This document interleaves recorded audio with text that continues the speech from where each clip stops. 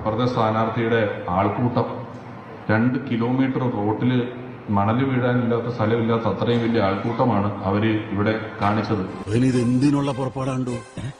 എന്താ പ്രശ്നം? നാട്ടിലെ ആൾക്കൂട്ടം ഉണ്ടായിട്ട് ഡൽഹിയിൽ ഒരു 100 പേരെങ്കിലും കൂട്ടാൻ പറ്റണ്ടേ? ഇയാളെന്താ ഒരുമാതിരി മുള്ള വെച്ച പോലെ വർത്താനം പറയുന്നത്? ഇവിടെ ആളെ കൂട്ടിയിട്ട് കാര്യമുണ്ടോ? ഡൽഹിയില് ഇവർ യാത്ര ചെയ്യുന്ന വണ്ടി കേടായ തള്ളാൻ ചിലപ്പോൾ കോൺഗ്രസ്സുകാരും വേണ്ടിവരും. തമാശയല്ല, അവിടെ ആരുമില്ല. അത് ഈ നാട്ടിലിരുന്ന് തള്ളുന്ന പോലെ അല്ലാതെ, അതായത് പണിക്കുറവുമില്ല, പണിക്കൂലിയില്ല.